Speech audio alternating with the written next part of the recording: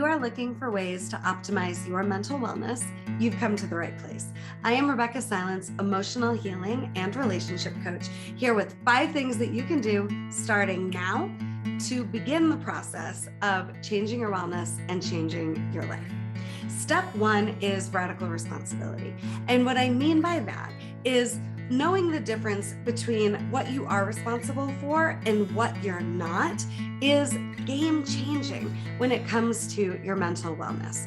You are responsible for how you feel and how you experience life and what you do with you in the moments that aren't feeling well for you. You're responsible for knowing that in any moment, you can create a life that is well for you, even in situations and circumstances that are not ideal.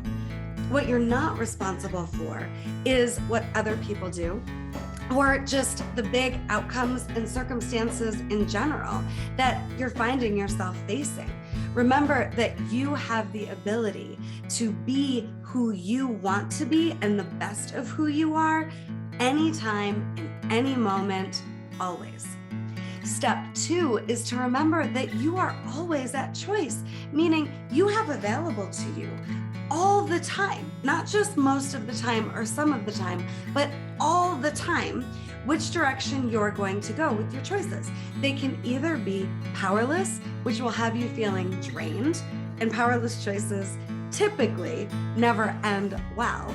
Or you can be brave enough to realize and remember that you have the ability to powerfully choose in any moment, any time.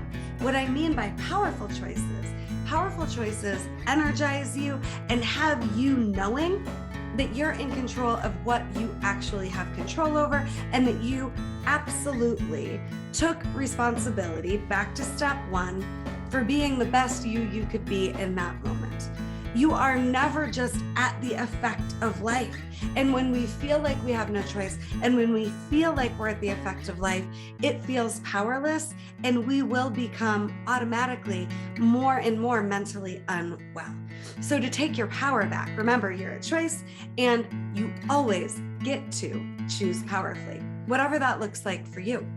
Step 3 is practicing impeccable self-care.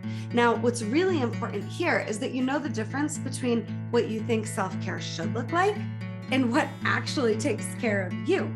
There are ways that you can practice self-care that feel good to you, that take care of you, that honor you, that maybe aren't that standard or cookie cutter norm that we're taught self-care should be.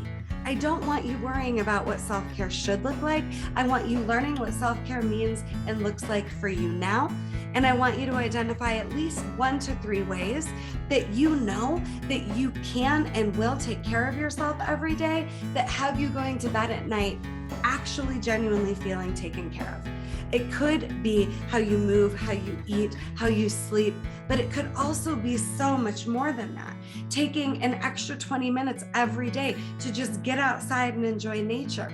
Taking time at the end of the day to read a good book or even watch a great show that has you unwind and settle in and celebrate your day. Whatever it is for you, I want you to honor it. I want you to practice it, and I want you to be impeccable with it.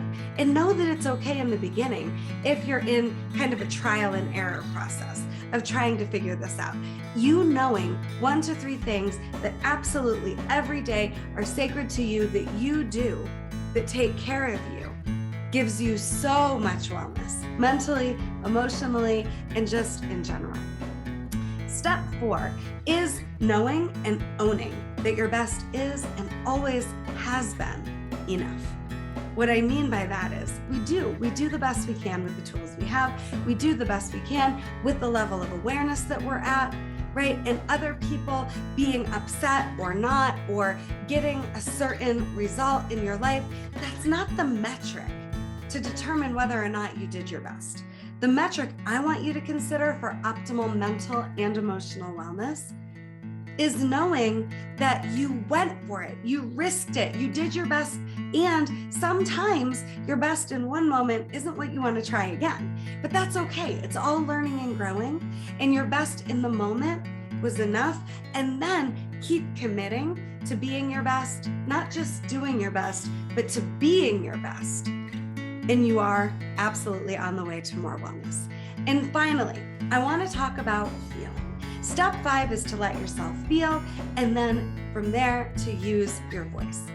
Mental wellness is absolutely determined by emotional wellness. And there's a big difference between how we're feeling about what's happening outside of us and the emotions that we need to let ourselves feel.